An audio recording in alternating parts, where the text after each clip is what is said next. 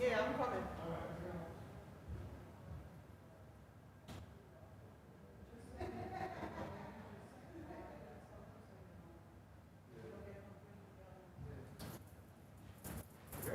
Good.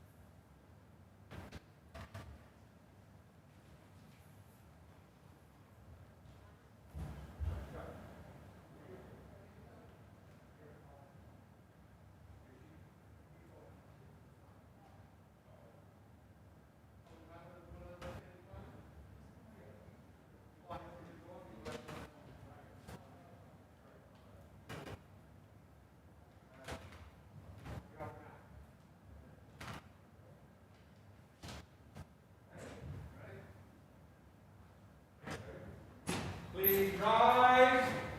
The Justice of the Appellate Division, Supreme Court, First Department. He, all persons having business with the Appellate Division, draw near, give your attendance, and he shall be heard.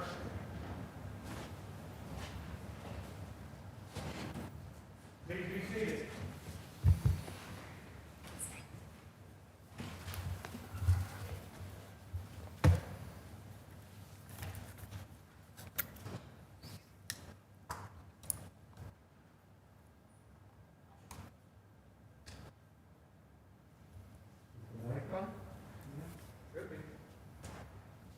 Now it is.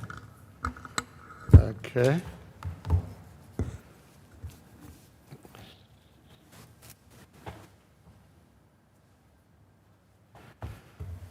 Good afternoon, and welcome to the Appellate Division First Department. To start, first thing I would like to do is to acknowledge that this is in fact the first session of in-person oral argument in this course since we transitioned to a virtual court model at the beginning of the COVID-19 pandemic. You probably noticed that things look a little different. All of us, the judges included, are wearing masks, and we have outfitted the court for social distancing in an effort to keep everyone safe. Nonetheless, we are expecting arguments to run much like they have in the past, so it will not be entirely unfamiliar to the attorneys practicing before us or to observers of the court.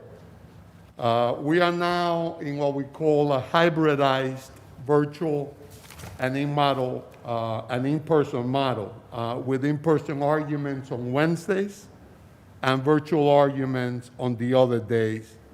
And we will make adjustments as needed depending on the trajectory of the virus in New York.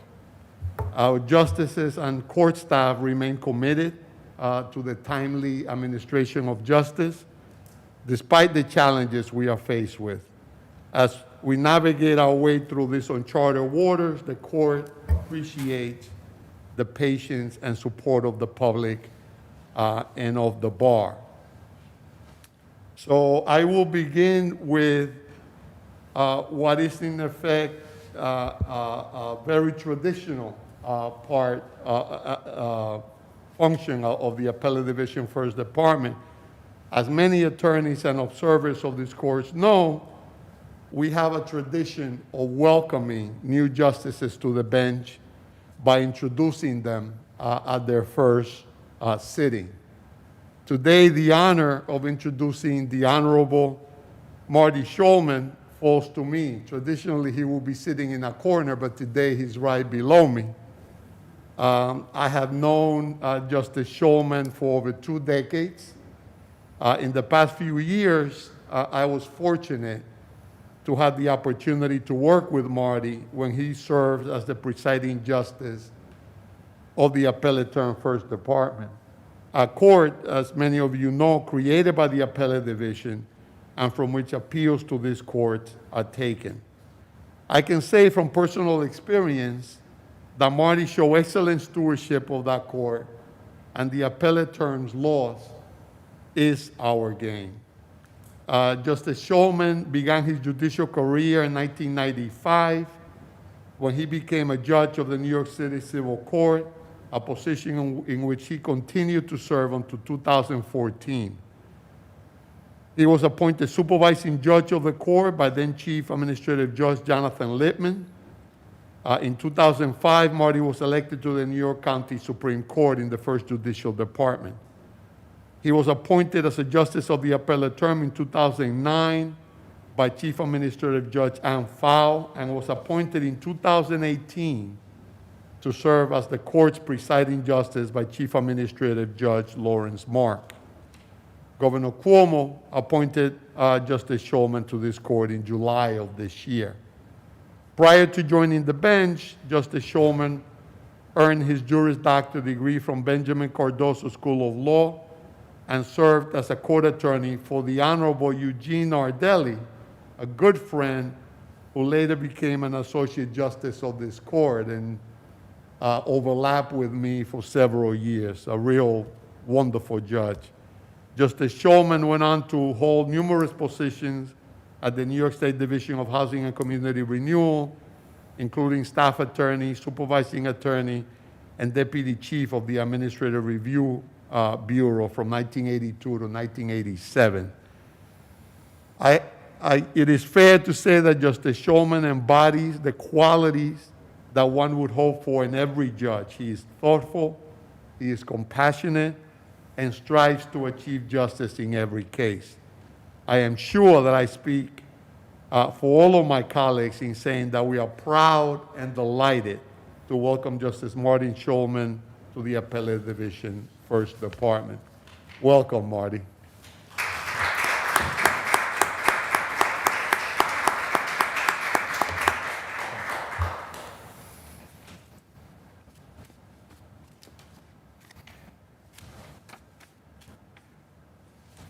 As many of you know, particularly the litigants today, the calendar was already set last week, and oral arguments time has already been allocated. I will officially call the calendar now. So People versus Raley is submitted.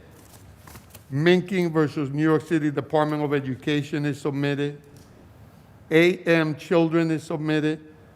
U.S. Bank versus Russell is submitted. People versus Johnson is submitted. People versus Michael Lawrence is submitted. Williams versus 2897 3rd Avenue and City Mall. That case is being argued. Appellant City Mall gets 6 minutes for argument 2 and rebuttal. Respondents 2897 gets 6 minutes. National Auditing versus 511 Properties submitted. People versus Octaviano Muñiz Cayetano. Appellant Muñiz Cayetano gets 5 minutes and 2 in rebuttal. The people get 5 minutes. T. Adam versus Arthur T. is submitted.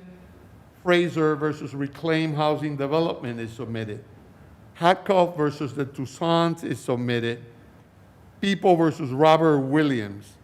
Appellant Williams gets 6 minutes for argument, 2 in rebuttal. The people get 6 minutes. People versus Vladimir Jean is submitted. Galluccio versus Commissioner O'Neill. Commissioner O'Neill gets 5 minutes and 2 in rebuttal. Galluccio gets 5 minutes. People versus Marcus Wilson. And I will be calling that case first for argument. Marcus Wilson gets 5 minutes for argument, 2 in rebuttal. The people get 5 minutes. Sparks Metro versus Metrovest Equities is submitted. People versus Tony Mack is submitted. People versus Rodriguez is submitted. And Cooper versus the MTA is submitted. As I mentioned, People versus Marcus Wilson will argue first.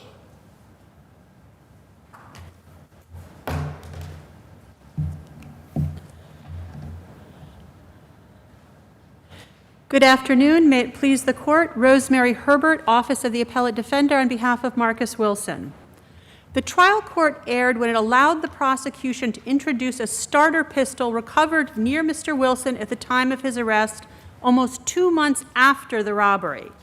Because the prosecution failed to sufficiently connect this weapon to the earlier robbery, it should not have been admitted. Now, as an initial matter, there is no evidence that the robbery was committed using a starter pistol.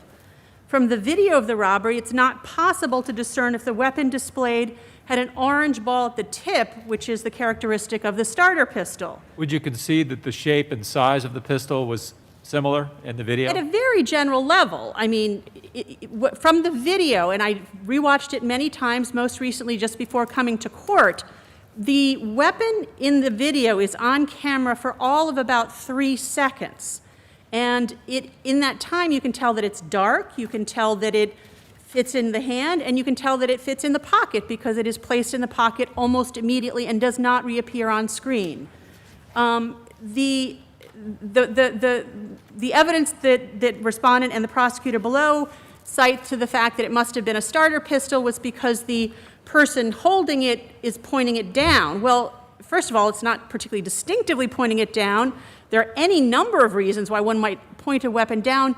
First of all, because the store was open at the time and there are people coming in and out, and in the area where the man with the gun is behind the counter, and he's keeping the weapon below the counter level so it not be visible to anybody on the outside. Well, Counselor, you said the man with the gun. Wasn't that the issue? Wasn't identity Absolutely. the issue? Absolutely. And so did not the introduction of the pistol or photographs of the pistol, did that not go to identity? Only if that was the weapon used in the robbery. Otherwise, it's propensity evidence. In other words, if, let's say, there was proof dispositive that this robbery was committed using a real gun, the fact that Mr. Wilson was, at the time of his arrest, was found to have a starter pistol. I don't understand why you say only if that was the gun. There are cases, and I thought the rules of evidence were that you could introduce a like gun or something that was similar when it went to identity. It does not have to be the actual No, that's weapon. absolutely correct. You don't have to dispositively prove that this is the identical weapon, but there has to be something to establish, and in all of those cases, it was done through witness testimony. Now, I noticed also that the judge did ask the defense if they wanted a curative instruction as to the weapon. Is that correct? There is a discussion after the judge rules based on his personal assessment that this appears to be similar in size and shape. He offers to give a curative instruction, but as defense counsel, I think, accurately pointed out, it is hard to imagine any instruction that would ameliorate the prejudice here. And in fact, if you look at page 17 of the pretrial proceedings, defense attorney is saying that's the problem. There's no curative instruction that you can give that doesn't play into the people's theory that this was the gun used in the robbery. Why would a curative instruction, to the extent that this is being introduced for purposes of identity and not for purposes of propensity? Well, again, there has to be a sufficient connection between the weapon that was recovered 2 months later and the robbery What do you itself. think that connection can be? Isn't there evidence with respect to your client's access to a similar weapon or one resembling it? Well, again, if that were sufficiently established, that would go to the issue of identity, absolutely. But again, I think that it's a telling contrast. And who decides that? Well, obviously the judge decides it, but in all of the other cases cited by the prosecution, the judge decides that based on the testimony of a witness who offers testimony to the effect of the weapon that I saw during this robbery was similar to the one that I saw Mr. X. Well, not only the testimony, and also you just stated that this was based upon the judge's personal assessment. It was a little bit more than that, was it not? Did we not have a video of the actual robbery? And so was there not, therefore, the ability for there to be a comparison between the gun that was used by an individual during the individual robbery and the starter's pistol? Well, as an initial matter, although there is a video, the judge did not have that. At the time he decided this motion, he was working off of still photographs, one of the gun itself, and I think 2 still photographs taken from the video. But whether or not, I mean, it's simply not possible to make any definitive comparison from the video, and I think it's very telling that the complaining witness in this case, Mr. Sala, was never asked. He was never shown a photograph or shown the gun and said, does this resemble the gun that was used by the gunman who robbed your store? He was never asked that question, offered no testimony, and there was no ballistics evidence, as there is in some of the other cases relied upon. Your Honor, I see my red light is on. If I might very briefly address the sentencing issue? I'll give you 30 seconds, so you can do that in rebuttal. Sure. Well, the sentence in this case, which is a sentence of 20 years to life as a discretionary persistent, is harsh and excessive and should be reduced. The pretrial plea offer in this case, extended by the prosecution, was to 10 years. The court at that point offered 8 years. And even after trial, the prosecutor asked for a sentence of 16 years to life, but the judge disregarded that and imposed a sentence of 20 years to life. There is nothing about Mr. Wilson's background, character, the nature of this offense that warrants such an excessive sentence. Okay. And for these reasons, we'd ask In that you- rebuttal, if you can focus on his substantial criminal record, because there's Absolutely, plenty Your Honor. there. Absolutely. But you can address that in rebuttal.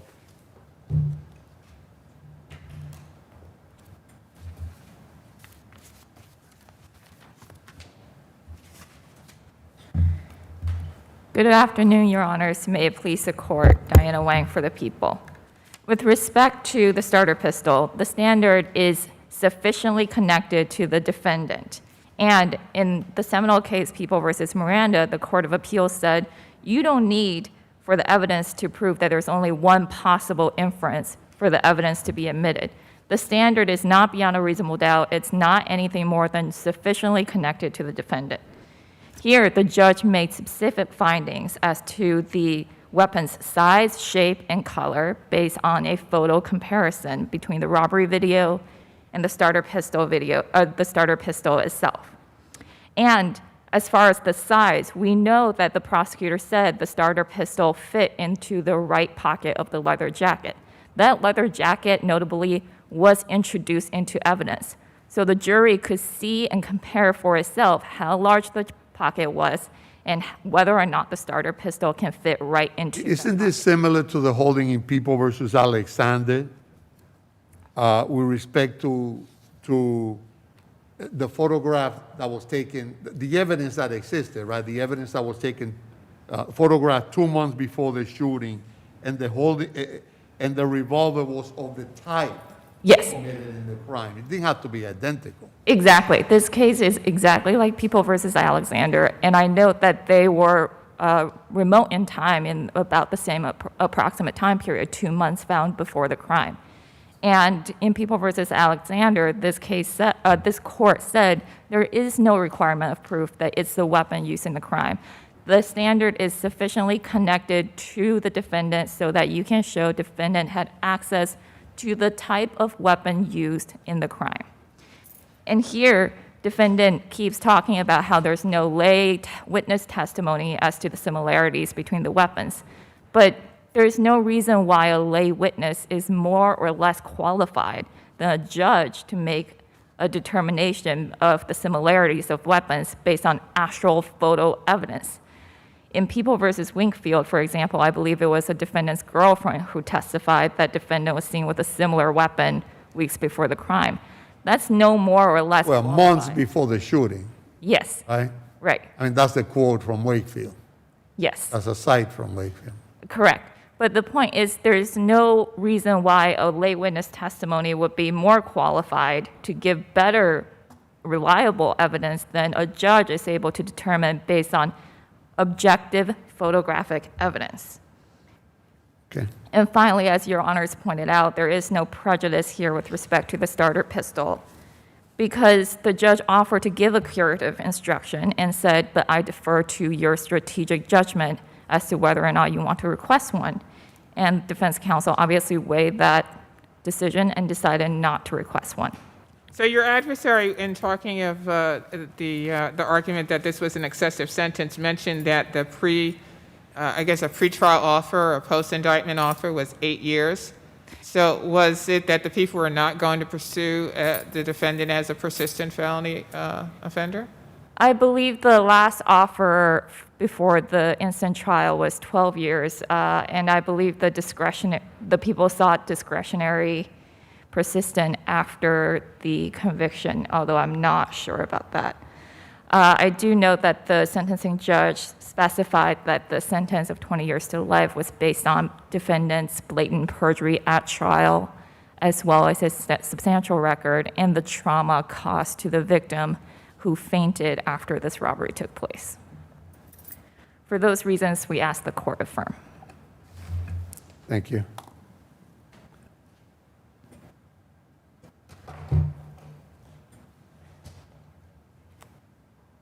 Your Honor, with respect to the Alexander case, I think we discussed in our reply brief, upon an examination of the brief submitted in that case, Alexander actually supports our position here. In that case, the judge was asked to twice, but refused to make a pretrial ruling allowing in a photograph showing the defendant with a .357 revolver. It was only after there was live testimony at trial that the judge allowed that evidence to come in. So again, I think that's a very different case from this one.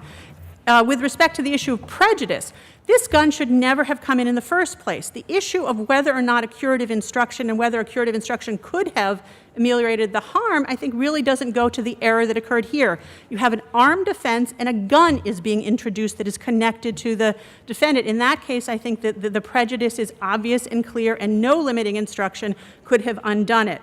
With respect to the sentence here, Your Honor had asked me to discuss Mr. Wilson's prior criminal record, and that is kind of listed in detail in, I believe it's footnote 17 of our brief. Mr. Wilson has, as he acknowledged at sentencing, a long-time drug addiction.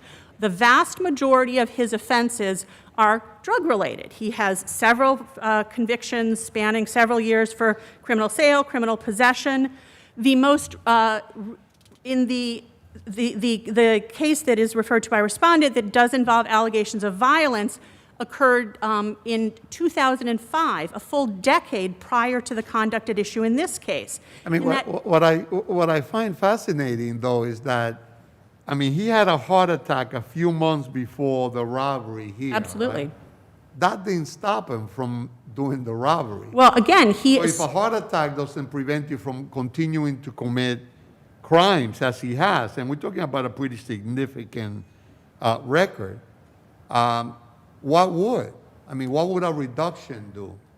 Well, again, Mr. Wilson asserted his innocence and maintained that he was not the person who committed this robbery. But even putting that to one side, the fact that he is someone who suffers from a heart condition, a very serious heart condition, makes his term of imprisonment that much more punitive. In other words, for somebody in good health, a young person in good health, this period of time has one effect. For somebody who is in poor health, an older gentleman, it obviously has a very different and very much harsher impact. How old is he now? 47? I believe he's 48 or 49 at this point. But under the current sentence, he will not even be allowed to appear before the parole board until he's approaching the age of 70. And this is just simply not a case that is appropriate for the discretionary persistent. This is not somebody who must be either incarcerated under lifetime supervision for the rest of his life. A determinate sentence, even in the upper range permissible, would adequately protect society and punish for the conduct involved. Okay. And just one last point, which is that this is a serious crime, no doubt about it. But there was no injury to any person. The property taken was relatively small in value. This is simply not equivalent to an A1 felony such as an intentional homicide, which is what this sentence resembles. The gunpoint robbery of a bodega. Absolutely, and unquestionably Two serious. individuals acting in concert, a gunpoint. I mean, I think that's a little serious. I don't know. And I absolutely acknowledge that, but is it deserving of a sentence of 20 to life? It is not. When you have the number of prior felony convictions and misdemeanor convictions, perhaps. Thank you. Thank you both. Okay, let's go back to the top of the calendar. Williams versus 2897 Third Avenue and City Mall.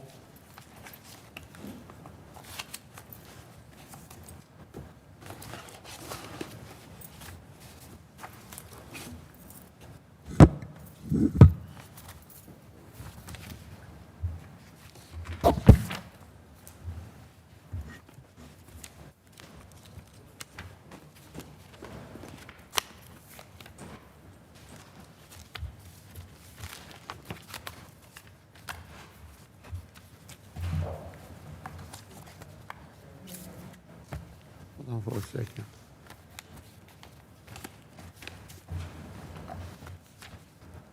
May it please the court, Christy Kunzig from Devitt Spellman Barrett on behalf of defendant appellant City Mall, Inc. Okay, we don't have a respondent, We do not, so I will be very brief. okay? The lower court's decision should be reversed partially to grant City Mall's motion in its entirety for 3 reasons. The first, City Mall is not an insurer, so its duty to defend is no broader than its duty to indemnify. There are no applicable provisions of the Do you lease. think we should rely completely on the leases, section 1.8.1L, which is the indemnification clause? Yes, Your Honor. You're not an insurer. Exactly, we're not an insurer. We read your briefs. That's Great. the point that I'm trying to make. So thank you. Yes, I do think that is the applicable provision. Section 24 is not applicable since there's no hazardous substances or waste. It's a trip and fall on the sidewalk. And 8.1 states that they are not required to be indemnified for their own acts of negligence, which the lower court did find there are questions of fact. So for those reasons, we believe that the lower court's decision should be reversed in part to grant City Mall's motion in its entirety. Thank you so much. Thank you, counsel.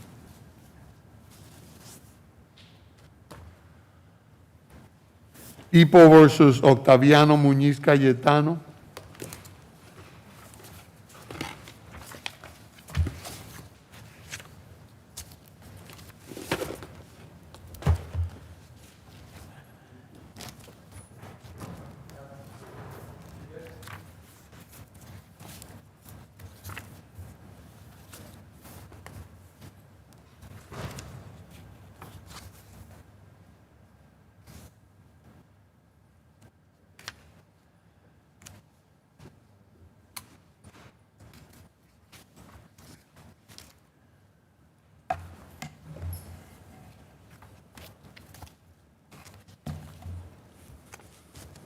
May it please the court, Herb Cabrera, I represent the defendant appellant Octaviano Muñiz Cayetano.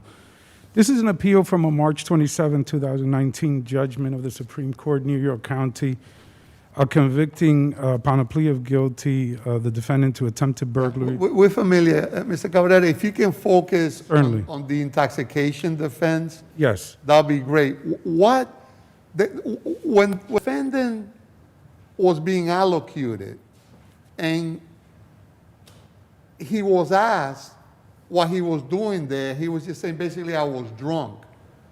There was a bench discussion that took place that the people now claim addressed the issue of intoxication. Can you well, shed some light on that? well, certainly, Judge, and I think it's very important, first of all, for us to read, and it's a very small part of the transcript, because it was approximately 5 times when Mr. Cayetano indicated that he was drunk, and that's at the plea minutes at page 6.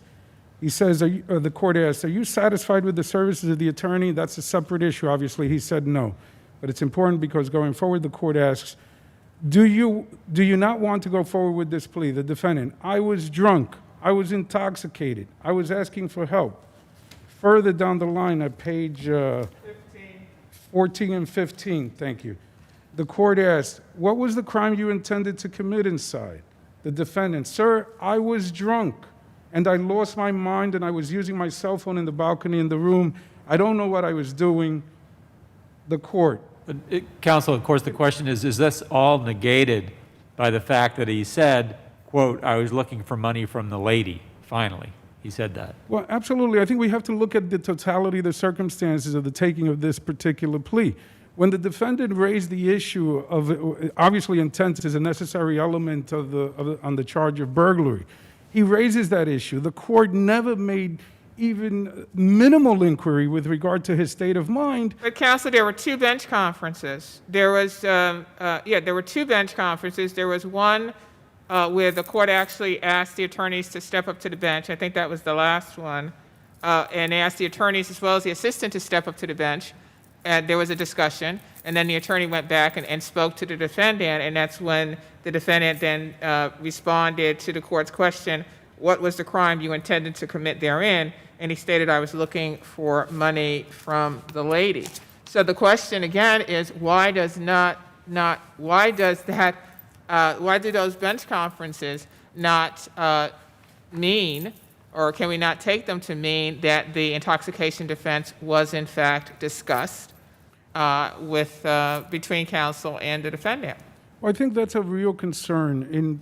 In general practice, obviously in the courtroom, things move very fast, and there are obviously a number of cases that are called.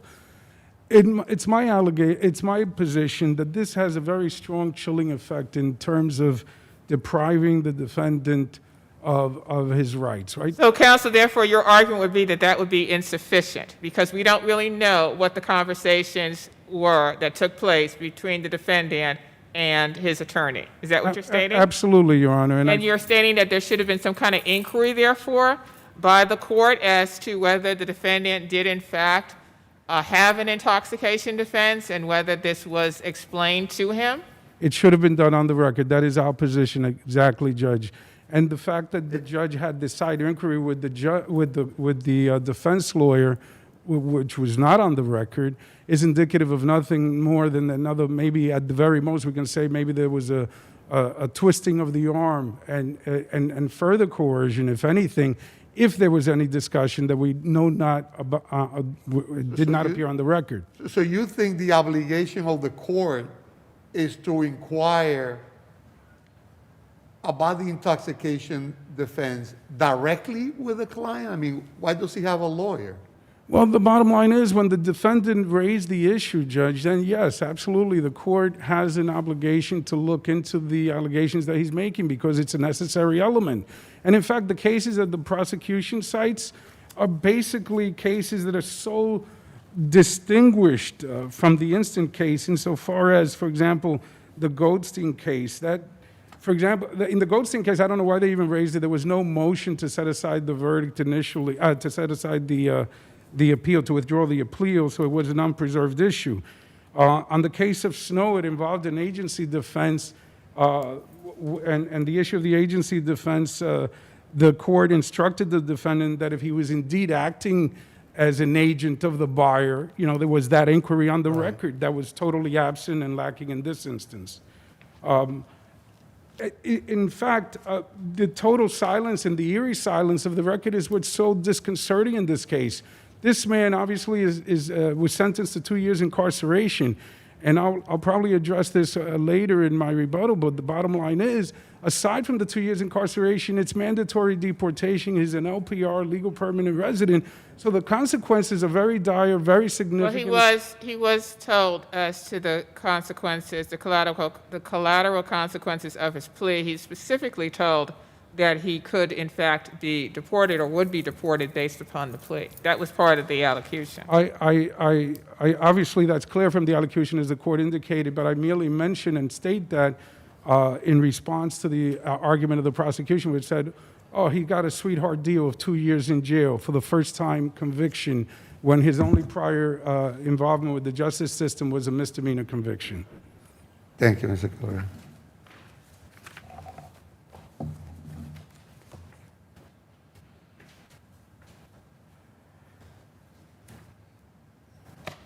Good afternoon, Your Honors. Michael Tarbutton for the people. Your Honors. So, counsel, once the defendant says, I was intoxicated, I was drunk, which was actually non-responsive to the court's question, do you know of any cases which would state that the court then had an obligation to inquire further or to state anything to the defendant concerning a viable intoxication defense? No, Your Honor, because under People v. Lopez, which is the criminal case that sets out the obligation that the court has the obligation to inquire further. And subsequent case law says it can inquire further by inquiring into the defendant's understanding of a potential defense or it can inquire into the facts of the case and find out whether there was such a defense and whether there was a need to advise the defendant about the case. That's what the But court why did here. wasn't there such an inquiry, particularly in light of the fact that when the court asked Mr. Muñiz Cayetano, are you satisfied with the services of your lawyer? He said no. So that should give you an indication that, if you're going to allocate, you should allocate directly to the defendant and let him, and deal with the issue, with the I was drunk issue. He did, As Your much as that's, a clear affirmative defense. He did, Your Honor. He had the defendant consult with his attorney, which is appropriate. His attorney, after all, is his legal advisor who's supposed to explain these things to him in the first instance. And then he didn't accept the plea until the judge didn't, until he'd elicited from the defendant the specific intent to commit burglary, showing that he had no intoxication defense. And that's exactly what the plea court did in People v. Lopez, where the defendant made statements that suggested he had a justification defense and perhaps he didn't mean to inflict injury in this assault case. It's interesting, counsel. I'm thinking about it. It's almost like either the court wasn't paying attention to the responses given by the defendant, or that the court only kind of accepted those responses that he liked. Because he says, are you satisfied with the services of your attorney? He says no. He doesn't. The court doesn't follow up on it. He asks him concerning the incident, and he says, I was drunk, I was intoxicated. Again, he doesn't follow up on it. So, again, for an allocution, there should be some kind of, question and a response that is actually responsive to the question. So, I'm not really. I don't understand. You mentioned Lopez, but again, it seems that there should have been at least some response to the response made by the defendant. Sure, Your Honor. But I believe here there was. When the court asked the defendant, are you satisfied with the services of your attorney, and he says no, the court took that to mean the defendant was reluctant to plead guilty. And again, the court has the defendant in front of him. He sees his demeanor. He has a sense of the dynamic of the courtroom and the relationship between the attorney and his client. And the court thought that meant defendant was concerned about pleading guilty. He said, do you want to go forward with this plea? That's when he said, I was drunk, I was out of my mind. Are you satisfied with the services of your attorney? No. No. Do you want to go forward with the plea? I'm not really sure how are you satisfied with the services translates to there's an issue with taking the plea. It's responsive, perhaps, for the judge who's in the courtroom and sees the defendant in front of him. And after all, defendants are often not satisfied with the services of their attorneys because their attorneys aren't miracle workers. That doesn't mean that the defendant wants a new attorney. It certainly doesn't mean that the court ought to take that as a license to probe into this confidential relationship between the defendant and his attorney, which is why the Court of Appeals has a very high standard in People v. Portman, that the defendant to probe into this, to ask if there should be new counsel appointed. I thought for some reason, if you express dissatisfaction with the judge, dissatisfaction with your lawyer, I would not use that as the conduit to elicit information about an affirmative defense. I would try it as the court to be more concerned with what the defendant himself is saying about why he was there, what he was doing, what led him. Was he there to take photos, as he said? Was he there to rob the lady? That's the inquiry that I will make to make sure that this guy really understands what he's pleading guilty to. Yes, Your Honor, and that's what he made at the end of the plea colloquy after having the defense attorney and the defendant consult again. He pressed him on it. You were taking pictures? Were you taking pictures of a person? What were you doing? Finally, he has them consult again, and he says, what was the crime you intended to commit in the hotel room? And that's when the defendant said, I was looking for money from the lady, which, of course, repudiates his prior claims that he was looking for help, he was out of his mind with drunkenness, etc. So the court did follow this inquiry. I think the court was responsive here to this. In addition, the court asked him, were you there to take pictures of what? He said, of the balcony of the room? I was drunk. I was intoxicated. Were you planning to take pictures of someone inside the room? I got scared. They woke up. So he never really, I think Justice Weber points to the fact that it's like they passing each other in the night. And he's asking, the court is asking questions that are not eliciting clear responses or direct responses to those questions. but he ultimately asked the question that disposed of the whole issue, which is, what was the intent, what crime did you intend to commit? And the defendant essentially said theft. I was looking for money. Doesn't negate the fact that he was drunk and intoxicated. Are those two things Oh, it does. mutually exclusive? No, they're not. It negates the intoxication defense, which would be that he was so drunk he couldn't form the specific intent for burglary. He admitted he had, drunkenness or not, he intended to steal, and that was enough. Okay. Thank you, Your Honors. Thank you, counsel.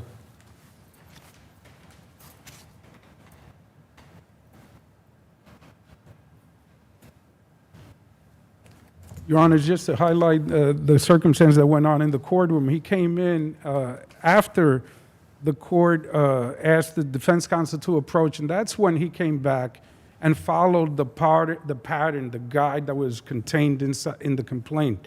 You know, he looked at the complaint and said, yeah, this is what I got to say, this is what I'll say. In fact, that's what the prosecution relies on the CJI model colloquies and says in their brief, and says that the judge followed them. Yes, they're model guides. You got to come off track, off pattern as the circumstances dictate. And in this particular case, it required the judge to follow up with inquiry with regard to the intoxication defense and make him aware that he had that defense as an availability to him in the course of the trial. And further, when you say on the record, when the court asks you, are you satisfied with your lawyer, and you say no, it's begging for a follow-up question. That he came back and was rehabilitated only goes on to explain the fact that he was coerced, even in the courtroom, because this happens all the time. We've been doing this for too many years not to know the circumstances, the real-life experiences of a defendant who is only before the court on one prior occasion, feels the burden of the world falling on his shoulders when he's got to plead guilty on this one. And it's notable that he came forward just after the plea and filed the motion to withdraw his plea when he had time to consult and think the circumstances through. For all these reasons, I request that this court set aside this plea. Thank you. Thank you both.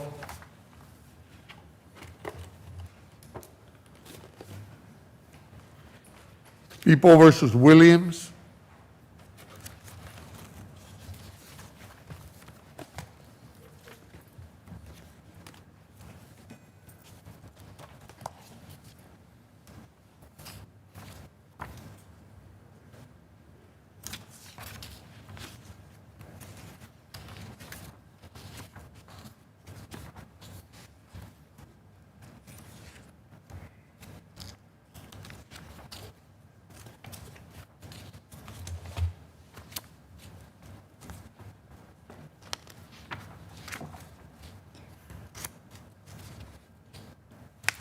May it please the court, my name is Anjali Pathmanathan and I represent Mr. Robert Williams. In this case, the verdicts were against the weight of the evidence for 3 of the counts that Mr. Williams was convicted of.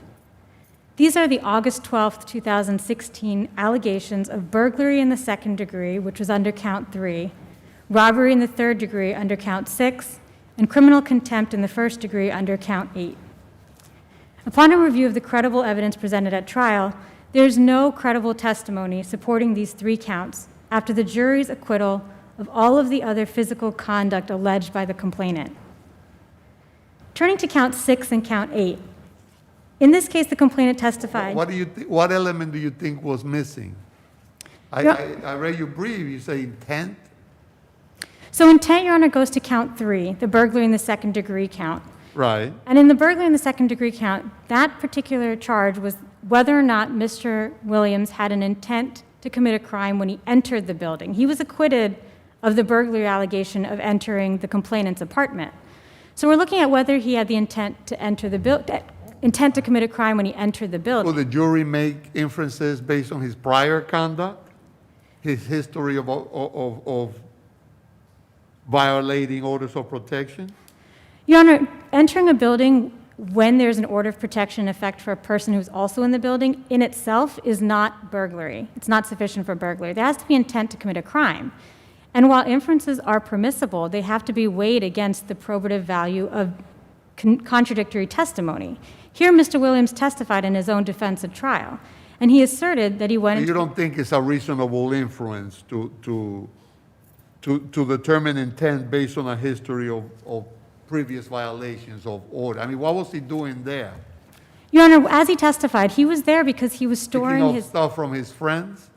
He was homeless at the time and storing his belongings in another apartment. And actually, the complainant testified, corroborating that fact, that she knew as well that Mr. Williams was storing his personal effects in someone named Asia's apartment, which is a separate apartment from the complainant.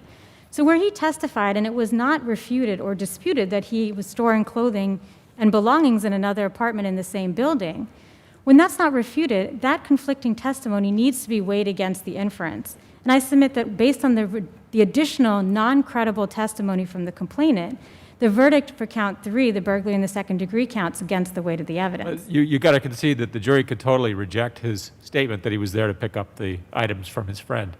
I mean, they could totally throw that out the window.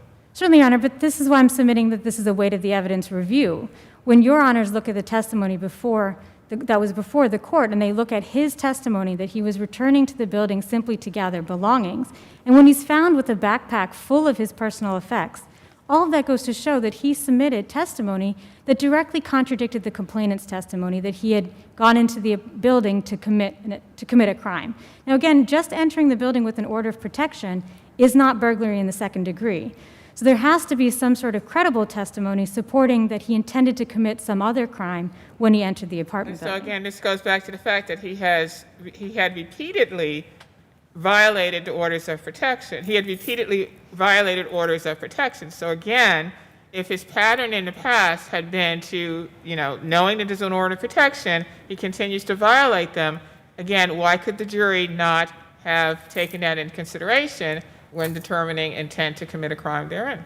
Certainly. So, Your Honor, the violations of the order of protection all consisted of telephonic behavior, calling the complainant several times. There's no other allegation. Not several, 300 times from jail. Certainly. He's a serial contemnor. And that's not disputed. We are not disputing the phone calls to the complainant while Mr. Williams had an order of protection.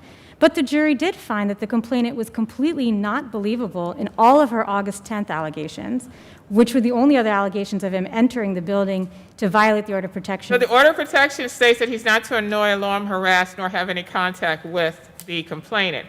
So because now he's changed the way in which he's violating the order of protection because he's doing it in person, Certainly. that means that it cannot be considered, the prior violations cannot be considered in terms They're of separate. intent? They're separate subsections of the statute. Contempt has several different types of ways in which you can violate the order of protection. The one we're talking about here is the contempt by physical contact and the burglary in the second degree of what he intended to do when he entered the building. The fact that he made phone calls to her is not disputed, but it's also not proof that he committed burglary in the second degree. Ultimately, there's The point is that he knows that there is a court order, the order of protection, stating that there's not to be any contact. So he's violating the court order. But that, Your Honor, doesn't make out burglary in the second degree. That makes out contempt. So burglary in the second degree It requires depends that. on what version the jury chooses to accept, right? No, because, Your Honor, ultimately, if you enter a building that someone who you have an order of protection of also lives in, that alone is not burglary. There still must be proof of intent to commit a crime inside. And what I submit is that there was not proof presented that was credible that he intended to commit a crime. That's when he assuming went that to we inside. reject Ms. Tidwell's version, right? Correct, Your Honor, and there's several reasons why we should.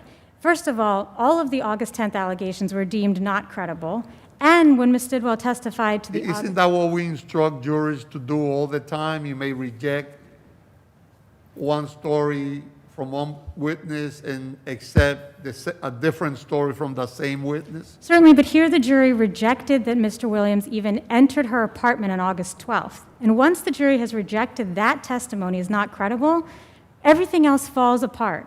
On the August 10th allegations, he was already acquitted of. So we're looking at just the August 12th allegations.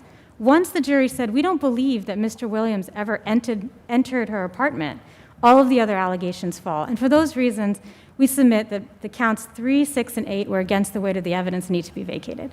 Thank you. Thank you.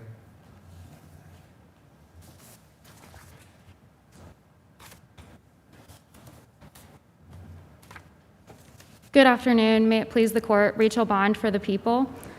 Just to respond to the weight of the evidence as to the burglary charge for entering the building on August 12th. The fact that the jury acquitted defendant of the burglary charge for entering Ms. Stidwell's apartment on August 12th is not necessarily a finding that he didn't enter her apartment. It's a finding that some element of burglary in that count was wanting. And to be honest, we don't know why the jury made that finding, because that was their finding that they made while they were deliberating. And ultimately, it was not something that negated the elements of the other crimes of which he was found guilty. His intent. Let me ask you, was there any evidence to directly contradict defendant's explanation for why he was there on August 12th? I thought I heard counsel say that there isn't. So there was Ms. Stidwell's testimony that he had come there to harass or to assault her in some way. And Ms. Stidwell said that her glasses were stolen on August 12th too, correct? yes, and then Glasses were found in his bag, correct? Yes, Your Honor. And additionally, there were also the statements by Ms. Stidwell's testimony that he had on these hundreds of phone calls been stating to her, I'm going to come to your apartment, I'm going to get you. And so this testimony all allowed the jury to draw the inference that he intended to commit a crime when he entered that building on August 12th. And the competing inferences to be drawn regarding, who to credit as to his intent when he entered the building was within the exclusive domain of the jury, and they clearly chose to credit the victim's testimony over defendants on why he entered the building that day. And so if there are no further questions, we would ask that the judgment of conviction be affirmed. I think we're good. Okay. We go downstairs?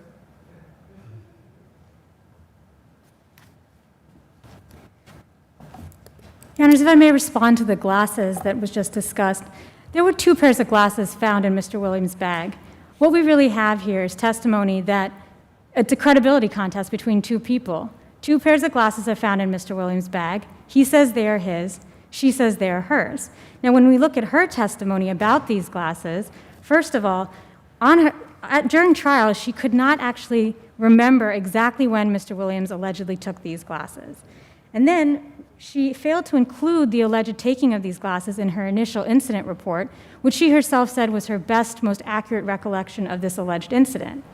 And finally, we have 2 police officers who took her statement right after the report, who said that she was very confusing about when, if ever, Mr. Williams took these glasses. So specifically for the robbery count, the fact that there are glasses in Mr. Williams' backpack, coupled with all of this inconsistent testimony from the complainant, it does not support a finding of the verdict that he committed robbery in the 3rd degree.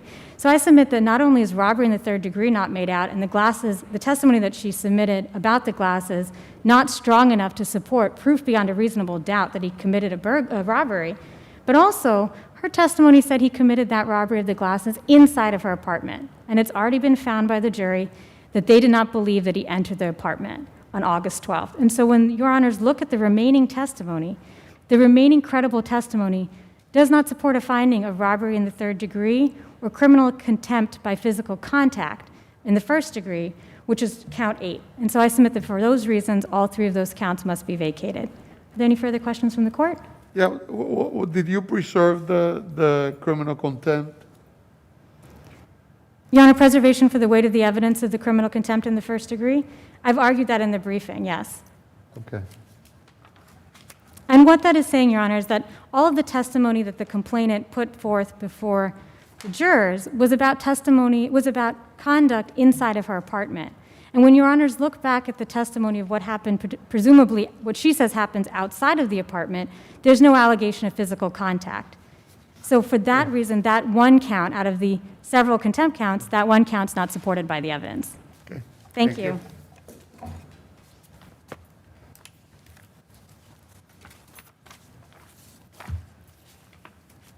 Okay, last, Galaucho versus O'Neill.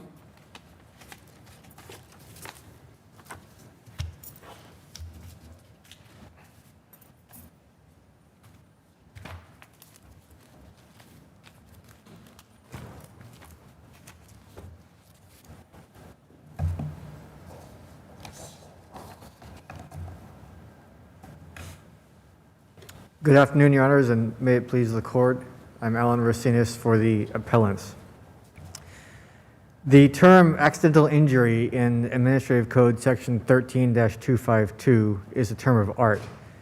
It does not refer to everything that we would colloquially refer to as an accident. The key point comes from matter of Starnella v. Bratton and other Court of Appeals cases. It's that an injury is not accidental under the statute if it's caused by the performance of an officer's routine duties. Now, under our theory, Officer Galuccio still gets a pension. He gets an ordinary disability benefits pension, not an accidental disability benefits, accident retirement benefits pension. So it's ODR versus ADR. And this court has really decided a case with materially identical facts in Dalton v. Kelly. There, this court held that a police officer whose gun belt got caught on the door of his patrol car, resulting in a twisting movement, had not suffered an accidental injury. This is a very similar injury to the one that, and similar cause of injury to Officer Galuccio's, where what happened was his gun belt got caught on the seat belt of his patrol car. So door versus seat belt, there's no material difference there. And so in Dalton, the court held that this incident, quote, was not a sudden unexpected event, but an incident of the officer's routine duties. Officer Galuccio, both below... Is routine to get your revolver caught in the seatbelt?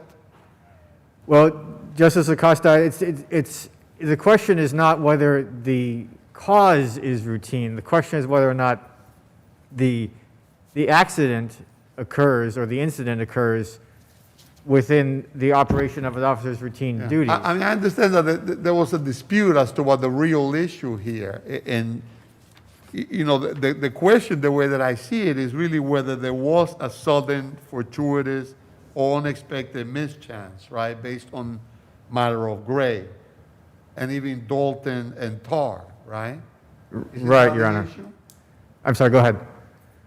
No, I'm trying to frame what the issue here is. Yes. What's unexpected, what's sudden, what happens in the regular routine of a police officer responding to an incident like this, a domestic violence needs to act quickly, etc. Yes, Your Honor. And I think that the way to view the law in this area is that the question is not whether the thing that happened was unexpected so much as whether or not I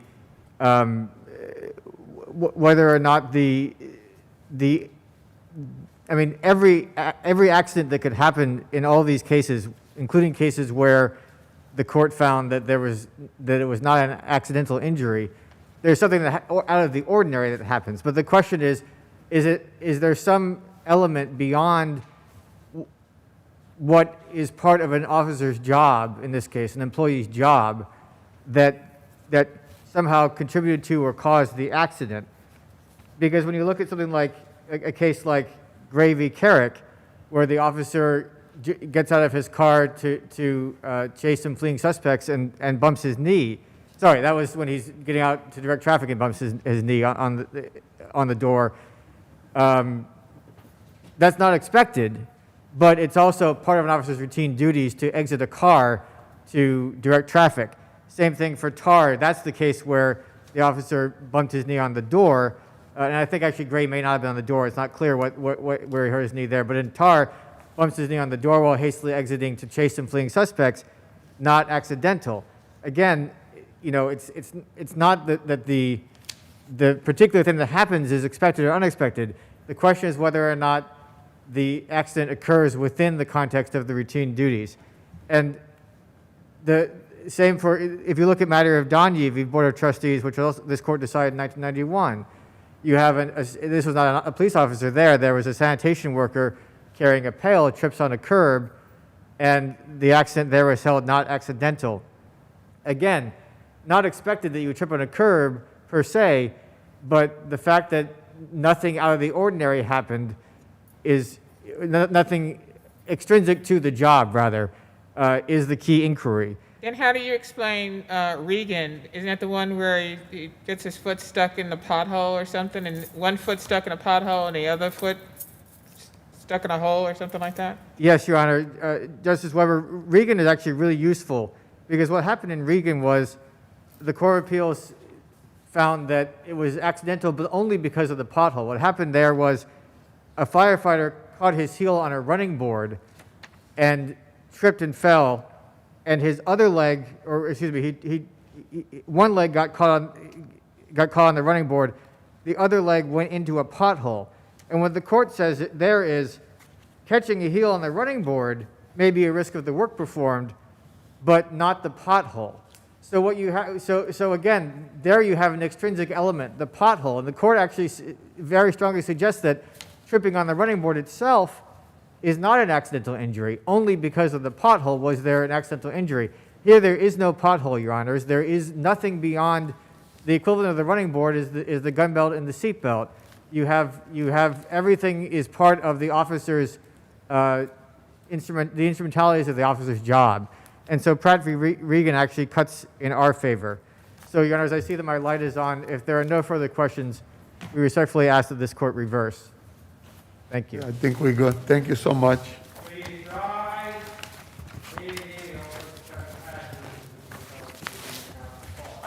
court announces a recess. Please remain standing.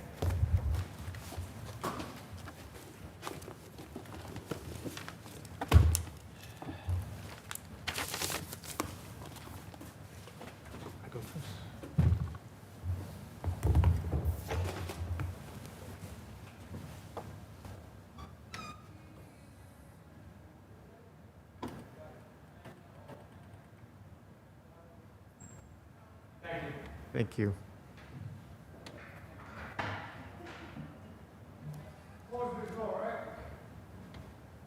Pardon?